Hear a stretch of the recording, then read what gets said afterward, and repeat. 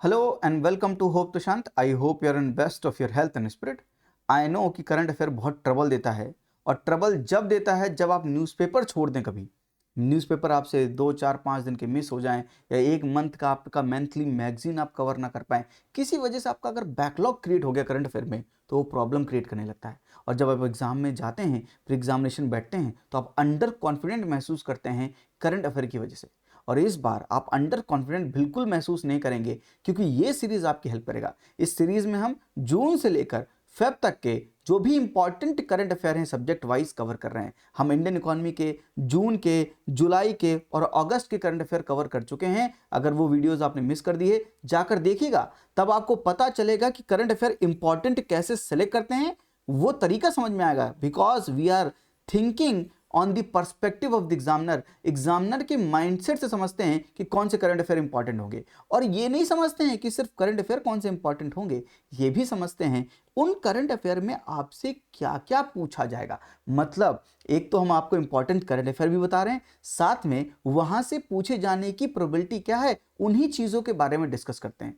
This is the smartest coverage of the current affair. अगर आप miss कर रहे हैं तो आप बहुत कुछ मिस कर रहे हैं, इसलिए मिस मत कीजिएगा। अपना सपोर्ट बनाए रखिए, इन चीज़ों को पढ़ते रहिए और एग्जामिनेशन के दिन कॉन्फिडेंट महसूस कीजिए।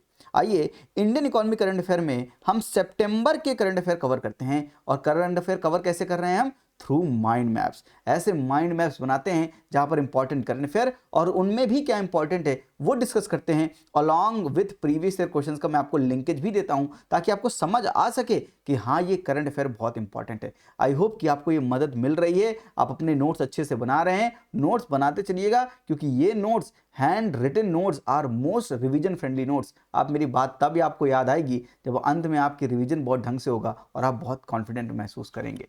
Yes, let's begin. आइए, सबसे पहला टॉपिक लिखिए, US Fed rate cut implication in India. जब भी यूएस का सेंट्रल बैंक जो है, फेडरल रिजर्व, जब वो इंटरेस्ट रेट को कट करता है या इंटरेस्ट रेट को इंक्रीज करता है, तो उसका इंपैक्ट इंडिया में क्यों पड़ता है? आइए इसको आराम से, इस लॉजिक को आराम समझते हैं, क्योंकि बहुत इंपॉर्टेंट है ये टॉपिक। इसमें यूपीएससी ने सवाल पूछा है पहले भी, और यूपीएससी आगे चल के भी इस लिंकेज के ऊपर सवाल बहुत पूछ सकता है। इसलिए आइए इस कॉन्सेप्ट को, इकोनॉमी के इस भयंकर कॉन्सेप्ट को थोड़ी सी आसान लैंग्वेज में, इजी लैंग्वेज में समझने की कोशिश कीजिए।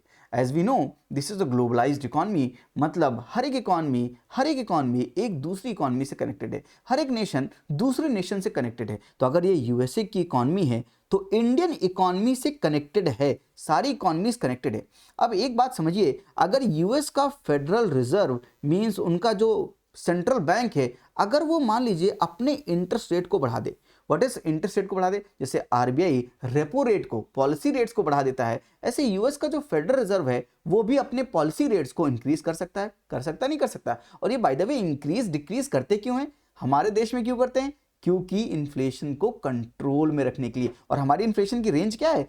4 ± 2%। इस रेंज में रखने के लिए, 2 to 6% की रेंज में रखने के लिए, इन्फ्लेशन को रेंज में रखने के लिए आरबीआई टाइम टू टाइम या तो रेपो रेट को बढ़ाता है या तो रेपो रेट को कम करता है, और उसकी वजह से हम इन्फ्लेशन को कंट्रोल करते हैं। ये concept, these are static concept. I hope you know कि रेपो रेट को चेंज करने से इन्फ्लेशन कैसे कंट्रोल होता है। भाई ये पढ़ाने बैठेंगे तो करंट अफेयर की क्लास कम और कॉम्प्रिहेंसिव इकोनॉमी कोर्स ज्यादा लगने लगेगा। I hope you got the point. Yes, लेकिन यूएस का फेडरल रिजर्व जो है वो इंटरेस्ट रेट बढ़ाता है, तो इंडियन इकोनॉमी में कैसे फर्क पड़ेगा?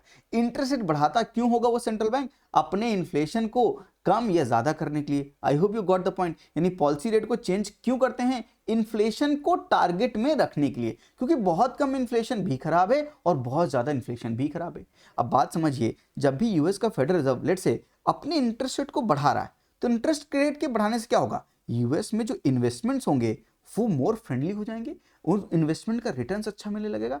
अगर उन इन्वेस्टमेंट का रिटर्न्स अच्छा मिलने लगेगा, तो जो यहाँ पर एफडीआई और एफपीआई हैं, जो फॉरेन पोर्टफोलियो इन्वेस्टर्स या फॉरेन डायरेक्ट इन्वेस्टर्स हैं, ये क्या करेंगे? हमारी इकोनॉमी में जो शेयर मार्केट में इन्होंने शेयर्स और बॉन्ड में अपना पैसा लगा के रखा है, वो पैसा क्या करेंगे? वो खींचेंगे। खींचने का मतलब ये है कि वो शेयर्स को बेच देंगे, बॉन्ड्स को बेच देंगे, और अपना पैसा लेकर कहां पर इन्वेस्टमेंट करेंगे? वो यूएसए में इन्वेस्टमेंट करेंगे। अगर वो यूएस में इन्वेस्टमेंट करेंगे तो कहां से? डॉलर का आउटफ्लो हो जाएगा। इंडिया से डॉलर का आउटफ्लो हो जाएगा, और जब भी डॉलर का आउटफ्लो हो गया तो इंडिया में रुपया का क्या होगा, रुपया का डेप्रीशिएशन होगा। तो सबसे बड़ी प्रॉब्लम यह है जब इंटरेस्ट रेट बढ़ाते हैं तो रुपया का डेप्रीशिएशन हो जाता है, और डेप्रीशिएशन से एक अच्छी बात तो है कि हमारे एक्सपोर्ट चीपर होते हैं, पर प्रॉब्लम क्या है, हमारे इंपोर्ट जो है वो कॉस्टली हो जाते हैं। Correct, got the point. तो प्रॉब्लम समझते रहिएगा। तो पहली प्रॉब्लम क्या है कि यूएस का फेडरल रिजर्व इंटरेस्ट रेट बढ़ाए, इंपैक्ट पड़ रहा है हमको। इंपैक्ट पहला क्या पड़ रहा है कि भाई डॉलर का आउटफ्लो हो रहा है, हमारे देश से डॉलर जा रहा है, जिसकी वजह से एक प्रॉब्लम यह है कि हमारा डॉलर जाने की वजह से रुपया डिप्रिशिएट कर रहा है और हमारे इंपोर्ट कॉस्टली हो रहे हैं। दूसरी प्रॉब्लम क्या है, अगर इंपोर्ट कॉस्टली हो रहे हैं तो अगर घर में इन्फ्लेशन है और बाहर से आप कोई सामान खरीद के ला रहे हैं और इंपोर्ट कॉस्टली है, जो सामान आप बाहर से लेट से 10 रुपीज का खरीदते थे, अब वही सामान आप 15 रुपीज का खरीद रहे हैं। क्यों? क्योंकि इंपोर्ट कॉस्टली हो गए हैं, क्योंकि रुपया डेप्रिशिएट हो गया है, इसलिए घर में और क्या आने लगेगा, इंपोर्टेड इन्फ्लेशन आने लगेगा। I hope you are understanding the concept, imported inflation आने लगेगा। और तीसरी चीज और समझिए, जब आपने अपना पैसा डॉलर निकाला तो क्या बेचा, शेयर्स बेची, बॉन्ड्स बेचे।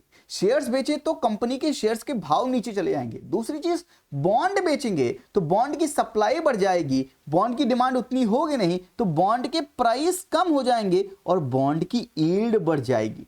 और बॉन्ड की यील्ड जब बढ़ जाएगी तो उसकी वजह से एक प्रॉब्लम क्या है, क्राउडिंग आउट होने लगेगा। किसका? प्राइवेट सेक्टर का क्राउडिंग आउट होने लगेगा। प्राइवेट सेक्टर का क्राउडिंग आउट यानी प्राइवेट सेक्टर को पैसा इन्वेस्टमेंट नहीं मिलेगा, वो पैसा मार्केट से बोरो नहीं कर पाएंगे, जिसकी वजह से इन्वेस्टमेंट नहीं कर पाएंगे। अगर वो इन्वेस्टमेंट नहीं कर पाएंगे तो जीडीपी का फॉर्मूला बाय एक्सपेंडिचर मेथड था C+I+G+NX, यानी investment by firms will decrease और जीडीपी विल डिक्रीज। ये इतना इंटरकनेक्टेड टॉपिक है।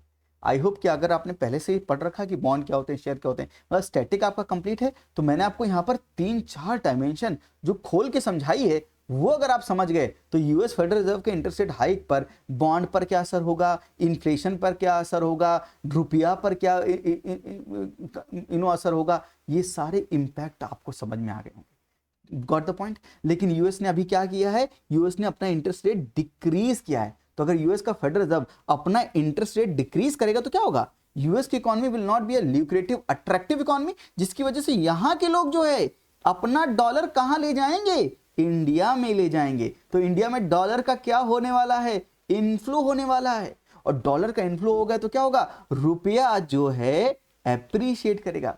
रुपया एप्रिशिएट करने की एक अच्छी बात क्या है बोलो, इंपोर्ट चीपर हो जाएंगे लेकिन एक्सपोर्ट कॉस्टली हो जाएंगे। ये सारे कॉन्सेप्ट पढ़ रखा है। यस, तो अगर रुपया एप्रिशिएट होगा, इंपोर्ट चीप हो जाएंगे, दैट मींस कि हम जो इंपोर्ट करके ला रहे थे, जो सामान 10 रुपए का ला रहे थे, अब हो सकता है वो 7 रुपए 5 रुपए का ही इंपोर्ट करके लाए। आई hope you got the point. तो हमारी इकोनॉमी में जब डॉलर का इनफ्लो होगा तो हमारा रुपया जो है एप्रिशिएट करेगा, क्योंकि डॉलर की सप्लाई बढ़ेगी तो रुपया एप्रिशिएट करेगा। आई hope you got the point. यही न्यूज थी कि यूएस का फेडरल रिजर्व का इंप्लीकेशन क्या है, अगर वो उसने रेट कट किए हैं तो उसका इंप्लीकेशन क्या है। तो कॉन्टेक्स्ट क्या था, यूएस का Federal Reserve decided to cut interest rate by 50 BCS यानी 50 बेसिस पॉइंट यानी 0.5%। और इंप्लीकेशन क्या होगा, this will weakens the US dollar as lower interest rate reduce demand for dollar denominated assets. Rupaya will strengthen, रुपया मजबूत हो जाएगा। एंड दिस इंप्लीकेशन क्या होगा, this will also reduce the attractiveness of the US assets, therefore capital inflow can increase in India, जिसकी वजह से रुपया अप्रिशिएट होगा। And this is positive for Indian imports because imports will be cheaper because of the rupee appreciation, but negatively impact the Indian export को badly impact करेगा लेकिन imports को जरूर cheaper कर देगा। I hope कि यहाँ पर जितने भी points लिखे हैं मैंने आपको logically आराम से बैठ के समझाया। I hope कि आपको पहला टॉपिक समझ में आया। ये टॉपिक समझना बहुत इंपॉर्टेंट है। 2023 के प्रीवियस ईयर क्वेश्चन पूछा गया था, in post pandemic recent past many central bank worldwide had carried out the interest rate hike। क्यों इंटरेस्ट रेट हाइक किया होगा, और central bank generally assume that they have the ability to counteract the rising consumer price is inflation via monetary policy means. Monetary policy means मतलब repo rate को कम करना, policy rate को ज्यादा करना, कम करना। आई hope you got the point. Statement 1 और 2 ये लॉजिकल, ये आराम से किसका सवाल है, ये यही सवाल है कि भैया रेपो रेट बढ़ाने से घटाने से क्या होता है, कब बढ़ाते हैं कब घटाते हैं, ये पोस्ट पैंडेमिक वर्ल्ड में क्या हुआ था। आई होप यहाँ तक आपको पूरा सवाल क्लियर है। और यूएस के बारे में भी ये लिंकेज करके सवाल पूछा जा सकता है। प्लीज़ इन चीज़ों को लिखिएगा, ये कॉन्सेप्ट को समझिएगा। यहाँ पर मैं करंट अफेयर के एस्पेक्ट से समझा रहा हूँ, ये कोई इकोनॉमी का कोर्स नहीं है जहां पर हम स्टैटिक करंट कर रहे हैं। जब इकोनॉमी का कोई कॉम्प्रिहेंसिव कोर्स लाएंगे तो वहां पर आपको जीरो से लेकर आपको हीरो तक बनाएंगे। क्यों? क्योंकि हम वहां पर आपसे बिल्कुल उम्मीद नहीं करते हैं कि आप कुछ भी पढ़कर आ रहे होंगे, पर राइट नाउ एक उम्मीद है मेरी आपसे कि यस आप बेसिक तो जानते हैं अगर आप करंट अफेयर पढ़ने बैठे। आई होप कि आप टीचर के भी साइड से देख सक रहे हैं, समझ सक रहे हैं कि भाई हम क्या यहाँ पर बैठ के सोच कर आपको समझाने की कोशिश कर रहे हैं। चलिए next important topic is Indian post payment bank. क्या यूपीएससी पेमेंट बैंक में इंटरेस्ट लेता है? Answer is yes. यूपीएससी ने 2016 में पूछा था, the establishment of the payment banks is being allowed in India to promote the financial inclusion, which of the following statement is correct in this context. यानी payments bank के बारे में सवाल पूछ रहा है। ये पीवाईक्यू पॉज करके जवाब ढूंढिए कि जवाब है क्या। अगर आपको नहीं आता तो अपने स्टैटिक को रिवाइज कीजिए। इनके आंसर्स में जानबूझ के नहीं बता रहा हूं क्योंकि उसका पर्सपेक्टिव नहीं है यहाँ बताने का। मैं आपको ये बता रहा हूं कि करंट अफेयर जो हम यहाँ पर लेकर आए, सेलेक्ट करके लेकर आए, ये प्रीवियस ईयर क्वेश्चंस के हिसाब से, यानी एग्जामिनर के माइंडसेट के हिसाब से, ये प्रूफ के लिए मैं आपके इन प्रीवियस ईयर क्वेश्चंस को आपको सामने दिखा रहा हूं। तो पेमेंट बैंक से सवाल 2016 में पूछा था और यहाँ पर स्मॉल फाइनेंस बैंक के बारे में भी सवाल पूछ चुका है 2017 में। यानी UPSC is taking interest on payment bank, small finance bank. Banking तो इंपॉर्टेंट टॉपिक ही, एक एरिया ही इंपॉर्टेंट है जहां से यूपीएससी सवाल पूछता है। Indian post payment bank recently it celebrated it's 7th foundation day, that's why ये न्यूज में है। उसके बारे में जनरल इन्फॉर्मेशन आपको कुछ चीजें याद रखनी है। 2018 में स्टैब्लिश हुआ था under the ministry of communication and this offers a seamless, paperless, cashless and less banking experience through digital platforms. Presenceless माफ कीजिएगा वो कट हो गया। Presenceless banking experience through digital platforms launch as a pilot project in 2017 in Ranchi and Raipur and available in 13 regional languages. Services current account खोल सकते हैं, saving account खोल सकते हैं, मनी ट्रांसफर कर सकते हैं, डीबीटी कर सकते हैं, बिल पेमेंट कर सकते हैं, मर्चेंट पेमेंट कर सकते हैं, आधार इनेबल्ड पेमेंट सिस्टम भी है यहाँ पर, virtual debit cards, cash management services, digital life insurance, certificate for pensioner, ये सब कर सकते हैं। यहाँ पर सबसे इंपॉर्टेंट चीज जो एग्जामिनेशन पूछी जाएगी, इस कॉन्टेक्स्ट में जो पूछी जाएगी वो है इसके बारे में।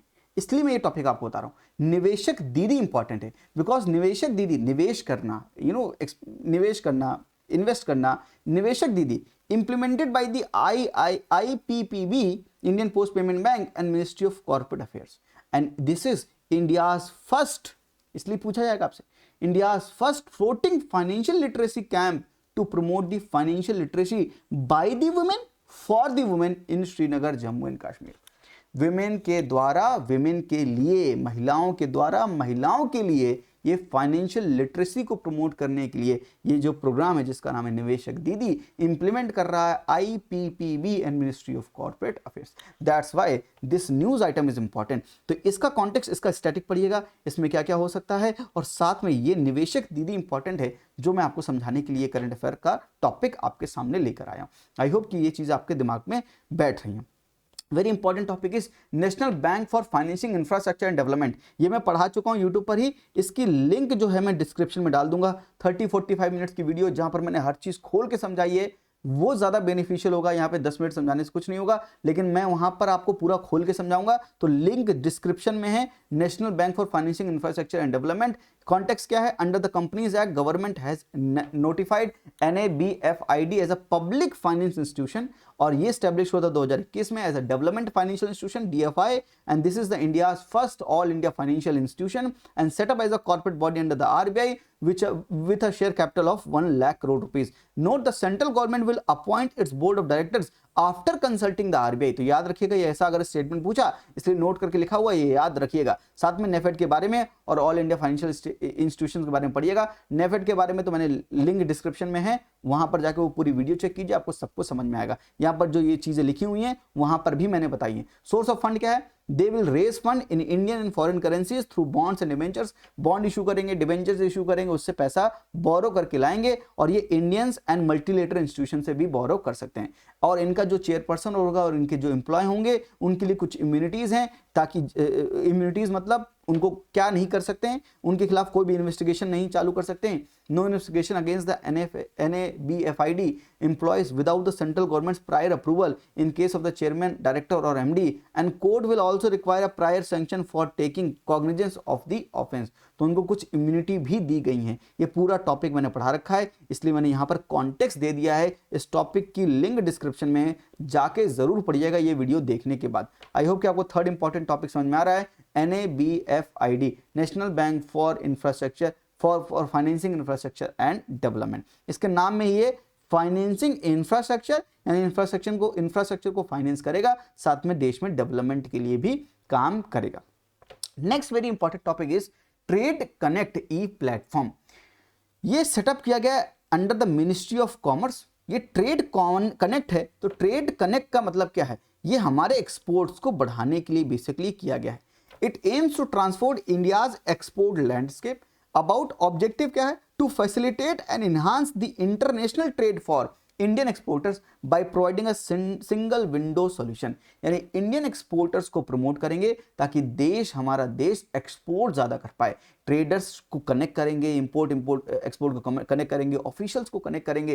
क्यों कनेक्ट कर क्यों रहे हैं? ताकि हम अपने एक्सपोर्ट्स को बढ़ा सके। यहाँ पर हम इंफॉर्मेशन देंगे अबाउट दी किसी कंट्री में कितने टैरिफ्स लग रहे हैं, क्या ट्रेड एग्रीमेंट है उनके साथ, तो हम उनकी इंफॉर्मेशन भी इसी प्लेटफॉर्म पे देंगे। यानी फीचर्स क्या होंगे? ग्लोबल ई कॉमर्स गाइड, हर तरह की इंफॉर्मेशन गाइड अवेलेबल होंगे यहाँ पर, जिसके हिसाब से आप एक्सपोर्ट को समझ सकते हैं, कहाँ पर कितना एक्सपोर्ट करना है, कितना नहीं करना है, क्या क्या बैरियर्स हैं, कौन से ट्रेड बैरियर्स हैं, कौन से टैरिफ्स वहाँ पर अप्लाई हो रहे हैं, वो सारी चीज़ें आपको यहाँ पे मिलेगी। एग्जिम पाठशाला होगी और इसको ONDC और GeM government e market place से भी इंटीग्रेट किया जाएगा। तो ये बड़ा इंपॉर्टेंट चीज़ है जहां पर हम ट्रेड कनेक्ट ई प्लेटफॉर्म है, जो प्लेटफॉर्म एक्सपोर्ट को प्रमोट करेगा। और सिग्निफिकेंस क्या है? ये सपोर्ट करेगा MSME को, MSMEs आर इंपॉर्टेंट, मार्केट को एक्सपेंड करेगा, कनेक्टिविटी को एनहांस करेगा और डिजिटल इंडिया को फोस्टर करेगा। आई होप यू अंडरस्टूड कि ये बहुत इंपॉर्टेंट होने वाला है, क्योंकि ट्रेड कनेक्ट जो है इंडिया को ग्लोबल लीडर बनाने में मदद करेगा। और यूपीएससी ने पहले भी 2017 में कुछ ऐसे सवाल पूछ रखे हैं कि broad based trade investment agreement is sometimes seen in the news in the context of the negotiation between India and what. तो इस तरह के ट्रेड एंड इन्वेस्टमेंट एग्रीमेंट से सवाल पूछ लेता है। साथ में यूपीएससी ने ईज ऑफ डूइंग बिजनेस से सवाल पूछ रखा है 2016 में। तो कल के दिन आपसे 2025 में जो है क्या पूछ सकता है? आपको ट्रेड कनेक्ट ई प्लेटफॉर्म के बारे में भी पूछ सकता है। इसलिए very important topic is trade connect E platform.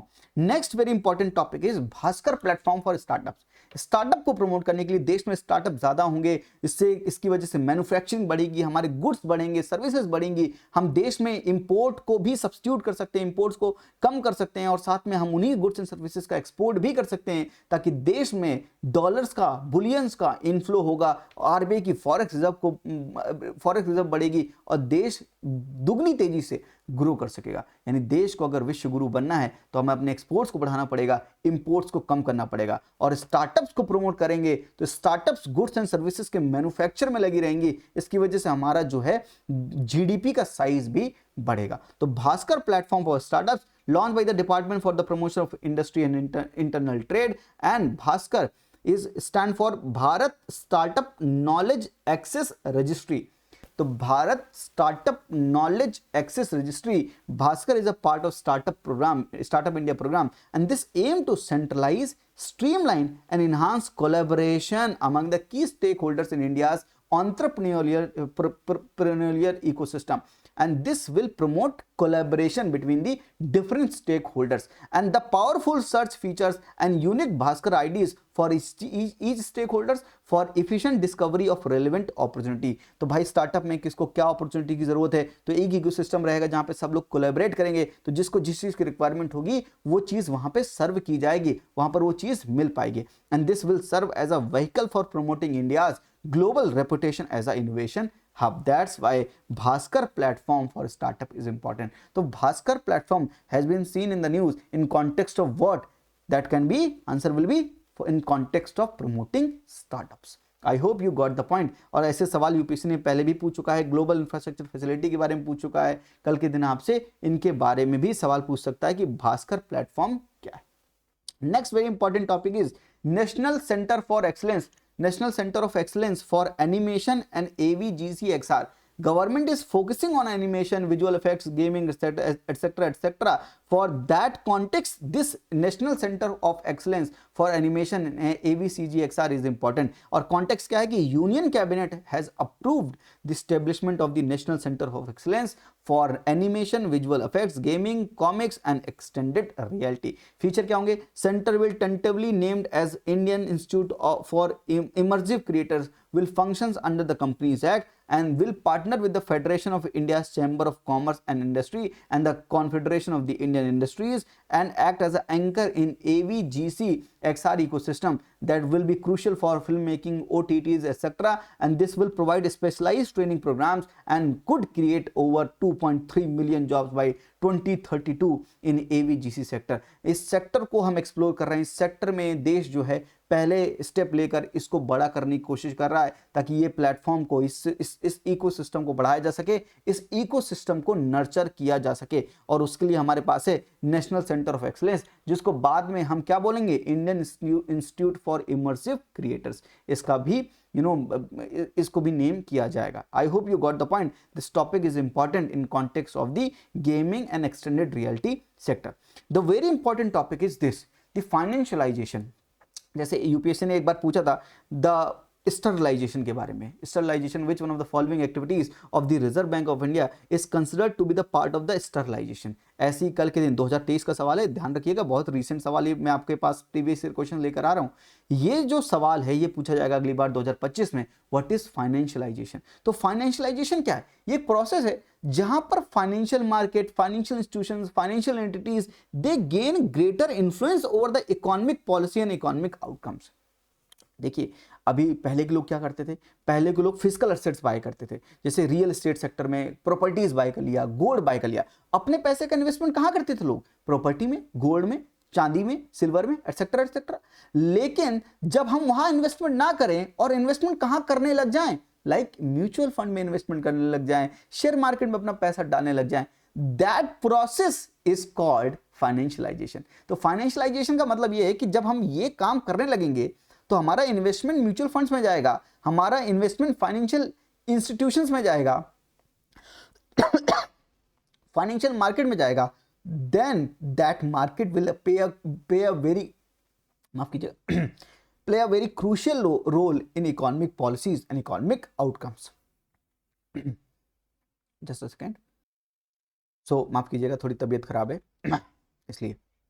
तो फाइनेंशियलाइजेशन एक प्रोसेस है जहां पर financial markets, financial institutions, financial elites they gain greater influence over economic policies and economic outcomes. याद रखिएगा, इसके बारे में आपसे यही पूछेगा और 4 स्टेटमेंट लिख कर देगा, कंफ्यूज मत होइएगा, यही आंसर होगा। ध्यान से देख लीजिए।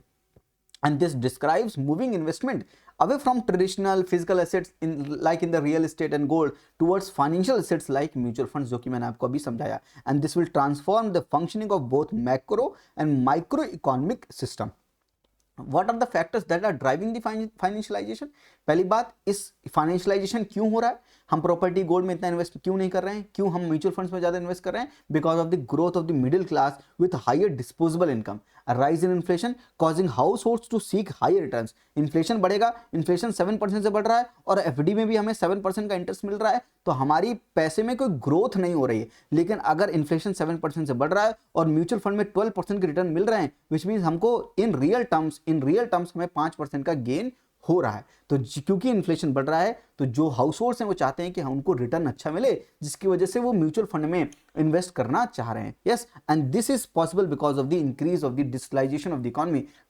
कई ऐप आ गए हैं, ग्रो हो गया है, इंड मनी ऐप हो गया, ये दीज ऐप्स विल हेल्प, ये डिजिटल ऐप्स हेल्प कर रही हैं ताकि लोग ज़्यादा से ज़्यादा म्यूचुअल फंड में इन्वेस्ट कर सकें, ज़्यादा से ज़्यादा फाइनेंशियलाइजेशन की तरफ बढ़ सके। And government is also giving more incentive to become to invest in the mutual funds, ताकि स्टॉक मार्केट में इन्वेस्टमेंट अच्छा रहे, ताकि कंपनीज को पैसा मिल सके, ताकि पैसा मिलेगा तो कंपनीज इन्वेस्टमेंट करेगी तो जीडीपी का साइज बढ़ेगा। So these are the factors that are driving financialisation. और इम्पैक्ट क्या पड़ेगा? That can contribute to increase income inequality and wage stagnation। इसकी वजह से एक प्रॉब्लम ये हो सकती है कि इनकम इनइक्वालिटी बढ़ सकती है, वेज में स्टैग्नेशन भी आ सकता है। बात समझिए, कुछ लोग इन्वेस्ट कर रहे हैं, कुछ लोग इन्वेस्ट नहीं कर रहे हैं, तो उनके बीच में जो इनकम का गैप होगा, इनकम जो इनइक्वालिटी होगी वो बढ़ सकती है, and that may also put economy at risk of the debt deflation and prolonged recession. इसकी वजह से ये भी इंपैक्ट पड़ सकता है, and the transfer income from real sector to the financial sector, इसका इंपैक्ट यही है, जाहिर सी बात है, रियल सेक्टर से फाइनेंशियल सेक्टर में इनकम का ट्रांसफर हो रहा है। तो यूपीएससी ने एक बार सवाल भी पूछा था, कौन से रियल सेक्टर्स होते हैं इकोनॉमी के, वो सवाल जब पूछा था, एग्रीकल्चर था, मैन्युफैक्चरिंग था, दो तीन ऑप्शन और थे, 4 ऑप्शन थे आई थिंक टोटल, और यूपीएससी ने सवाल भी पूछा था, प्रीवियस ईयर क्वेश्चंस में है वो सवाल, जाकर चेक कीजिएगा, प्री में सवाल पूछा गया है। ऐसे सवाल यूपीएससी पूछता है, इसलिए फाइनेंशियलाइजेशन ये ऑफ द इकोनॉमी ये एक इंपॉर्टेंट टॉपिक हो सकता है, इसलिए इसको बिल्कुल भी मिस मत कीजिएगा, अभी आ जाएगा, don't worry about it. Next very important topic is WTO Good Trade Barometer.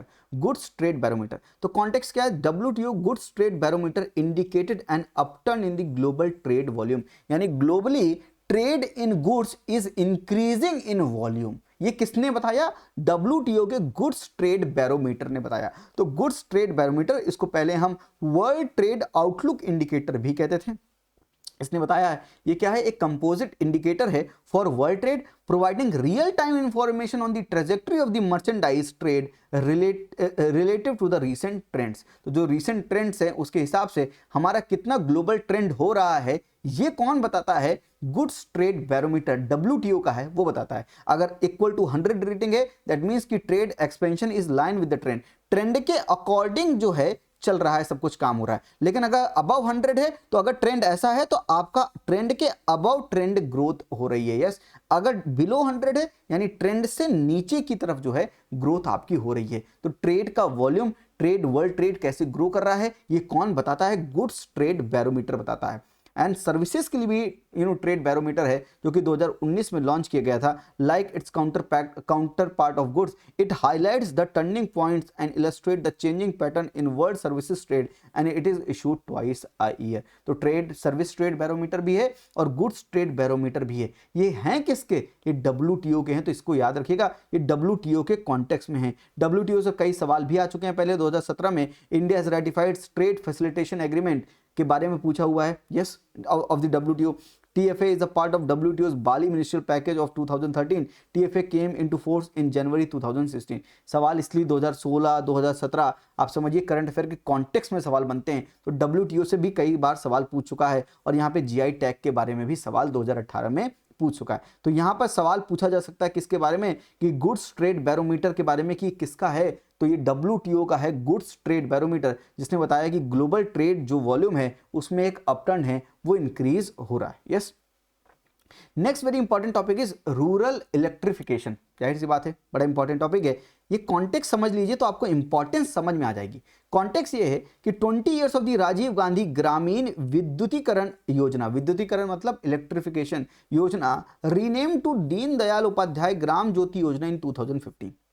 अब इसको 20 साल कंप्लीट हो रहे हैं राजीव गांधी ग्रामीण विद्युतीकरण योजना को, इसलिए topic electrification, rural electrification important हो गया। विलेजेस विथ 300 और मोर इनहेबिटेंट्स एलिजिबल फॉर इलेक्ट्रिफिकेशन, और इसकी नोडल एजेंसी कौन सी होगी? Rural electrification corporation. साथ में कंपोनेंट क्या होंगे? Separation of the agriculture and non agriculture feeders, agriculture के लिए फीडर्स और नॉन एग्रीकल्चर के लिए फीडर्स अलग अलग रहेंगे। सब ट्रांसमिशन और डिस्ट्रीब्यूशन इंफ्रास्ट्रक्चर को मजबूत किया जाएगा और रूरल इलेक्ट्रिफिकेशन पूरे जोर शोर से किया जाएगा। यूपीएससी ने पहले एक सवाल भी पूछा है, उदय के बारे में सवाल पूछ चुकी है। Vision of the following is purpose of the Uday scheme of the government of India. क्या ये financial turn around and revival of the power distribution company, जिसका आंसर है क्या? मुझे कमेंट में बताइए, क्योंकि आप जवाब नहीं देते और अगर मैं डिमोटिवेट हो गया तो सीरीज यहीं रोक दी जाएगी भाई। इसको धमकी मत समझिए, ये समझिए कि अगर आप पढ़ नहीं रहे तो मैं इतनी एनर्जी लगाकर तबियत खराब होने के बाद भी वीडियो क्यों शूट कर रहा हूँ। अगर ये समझ जाएंगे तो समझ जाएंगे कि मेरा मोटिवेशन भी चला जाएगा। अगर आप कमेंट करके नहीं बताएंगे, आप नहीं पढ़ेंगे, तो फिर मतलब नहीं बैठता है। आपको ये बात समझनी पड़ेगी। तो rural electrification is important because 20 years complete हो रहे हैं। गैलेथिया बे, कॉन्टेक्स्ट क्या है कि गैलेथिया बे जो है on the greater Nicobar island, तो सबसे पहले आपसे यही पूछा जा सकता है कि कहां पर है। तो ये Greater Nicobar island in the Andaman and Nicobar Island has been designated as a major port. तो तो इसको मेजर पोर्ट बनाया गया है गैलेथिया बे को। कहां पर है? On the greater Nicobar island in the Andaman and Nicobar. आ जाएगा, टेंशन मत लीजिए। यस, इसको मैं दोबारा कनेक्ट कर देता हूं।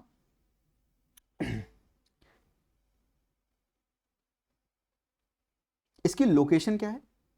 Andaman and Nicobar, and this lies approx 40 nautical miles from the Malacca strait. Malacca strait से 40 नॉटिकल माइल्स की दूरी पर ये है।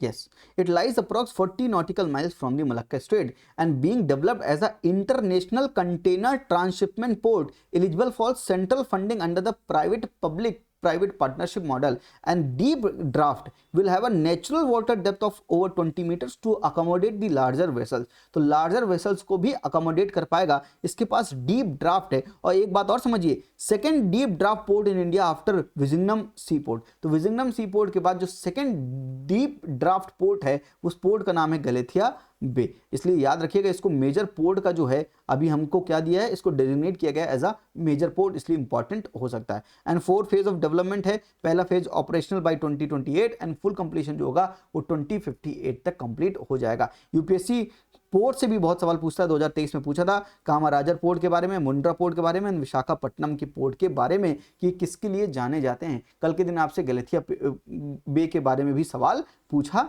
जा सकता है, इसलिए याद रखिए गैलेथिया बे इंपॉर्टेंट है। एंड ये सेकेंड डीप ड्राफ्ट पोर्ट है इंडिया का आफ्टर विजिंगनम सी पोर्ट। तो इसको याद रखिएगा, ports are important. Ports are important because they promote export also, जिसकी वजह से हम गुड्स एंड सर्विसेज को एक्सपोर्ट करते हैं, इंपोर्ट करते हैं। तो ports are playing a very crucial role in every nation's economy, इसलिए पोर्ट बड़े इंपॉर्टेंट है। तो ये जो मेजर पोर्ट हमारा इसको डेजिग्नेट किया गया है, ये इंडिया के कॉन्टेक्स्ट में बहुत इंपॉर्टेंट है। Last important topic of September Indian economy current affairs is GPS based toll collection. GPS based toll collection अभी तक क्या था? अभी तक हम फास्टैग का यूज करते थे, automatic number plate recognition system, number plate को रिकॉग्नाइज करके हम पैसा काट लेते थे, फास्टैग को यूज करके हम पैसा काट लेते थे, टोल कलेक्ट कर लेते थे। अब जीपीएस बेस्ड टोल कलेक्शन भी होगा, यानी फास्टैग रहेगा, automatic number plate recognition system रहेगा, साथ में क्या रहने वाला है? साथ में एक चीज और रहने वाली है, जीपीएस बेस्ड टोल कलेक्शन। तो government revise the national highway fee determination of the rates and the collection rules 2008 incorporating electronic toll collection through satellite based system. Satellite based system से अब टोल कलेक्ट किया जाएगा। A vehicle जो not registered in India or those without functioning the global navigation satellite system device will continue to be charged standard toll rates।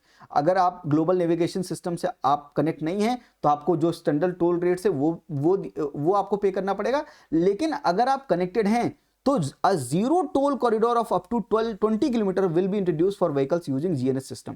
तो जो GNS system को use कर रहे होंगे तो अगर 20 किलोमीटर के दायरे में उनका जीरो टोल कटेगा, जीरो टोल कॉरिडोर होगा। Beyond 20 kilometre they will be charge based on the distance travel. जितना डिस्टेंस वो ट्रेवल करेंगे उसके हिसाब से पैसा उनका कटेगा, उतने हिसाब से उनका टोल कटेगा। And the GNS device will be non transferable and formally fitted in the vehicle. Vehicle में फिट कर लिया जाएगा और उसको ट्रांसफर नहीं किया जा सकता। एंड ये जीपीएस टोल कलेक्शन की वजह से it will leverage the satellite and in-car tracking system to calculate tolls। तो डिस्टेंस के हिसाब से कितना कार ट्रेवल कर रही है इसको कार में अटैच कर देंगे और जीएनएस सिस्टम से सैटेलाइट बेस हम टोल कलेक्शन करेंगे। तो ये एक नया तरीका है टोल कलेक्ट करने का। साथ में स्टैटिक में जाकर जरूर पढ़िएगा global navigation satellite system of the different Nations के बारे में। यूपीएससी ने वहां से भी सवाल पूछा है साइंस एंड टेक्नोलॉजी के सेक्शन से। GPS based toll collection FASTag और automatic number plate recognition system के साथ साथ चलेगा, उनको हटाया नहीं गया है जीपीएस बेस्ड टोल कलेक्शन लाने के लिए। लेकिन जीपीएस बेस्ड टोल कलेक्शन की एक अच्छी बात यह है कि डिस्टेंस ट्रेवल जितना होगा उसके हिसाब से आपको चार्ज किया जाएगा। साथ में एक अच्छी बात यह है कि 20 किलोमीटर के दायरे में आपका जीरो टोल कॉरिडोर होगा जहां पे आपसे पैसा चार्ज नहीं किया जाएगा। So these are all economy current affair from सितंबर मंथ।